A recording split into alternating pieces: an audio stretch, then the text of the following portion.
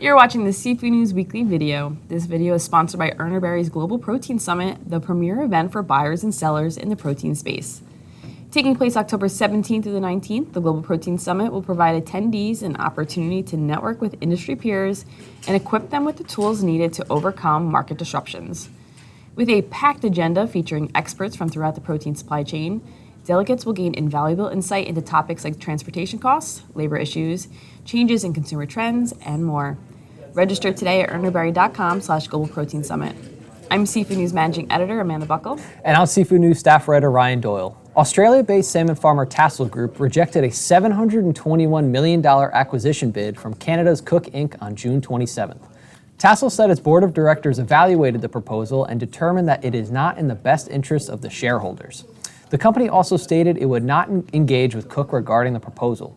The company wrote in a release that the board of directors believes Tassal has an attractive, independent future and is well-positioned to deliver growth and shareholder value. The board of directors and management team remain focused on building on the company's long history and delivering on our strategic objectives. Cook's move to acquire the Hobart-based firm followed reports of it taking a 5.4% stake in the salmon farmer. In other news, land-based salmon farmer Sapphire raised approximately $125 million via a private placement, which saw Norwegian salmon farmer Nordlaks and other notable investors land shares in the company. The investment from Nordlaks marks a step towards land-based farming for the company, as it currently owns 12 sea-based fish farms in Norway. However, the company has noted framework conditions surrounding aquaculture in its home country have made it look towards the investment in Sapphire. The proceeds from the private placement will be used to fund Sapphire's Phase 2 development, repay a $25 million debt facility, and other corporate purposes. Meanwhile, Mowi is throwing some star power behind their salmon. The new face of the salmon company is former Game of Thrones star Christopher Hivju, who played Tormund Giantsbane on the hit HBO series. According to Mowi, Hivju is very attached to his country of origin, Norway, and sensitive to environmental causes, and ultimately found common values in Mowi. Those with France Television will be able to find Mowi and Hivju on their screens through July 3rd.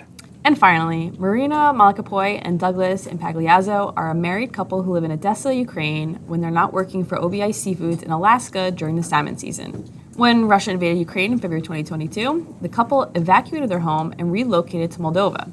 It was there that they jumped into action to lead efforts to assist those that have been displaced by war with relocation, food, medical care, and housing. With the support of OBI Seafoods and other individuals and families across the globe, Malkapoy and Impagliazzo and a small group of fellow refugees were able to provide over $70,000 to aid refugees. OBI has so far donated 1,580 cases of canned pink salmon, which were delivered to Ukraine last month. And now the company is working to further support their employees' efforts to aid Ukraine by giving employees the option to donate to Ukraine relief organizations through their payroll and matching those donations. And that's the guacamole. Subscribe to our channel below, and don't forget to head over to seafoodnews.com or visit the Seafood tab in Comtel for a comprehensive look at the latest market and industry news. And you can also listen to a new episode of the Seafood News podcast released on Spotify, SoundCloud, and iTunes every week. Thanks for watching.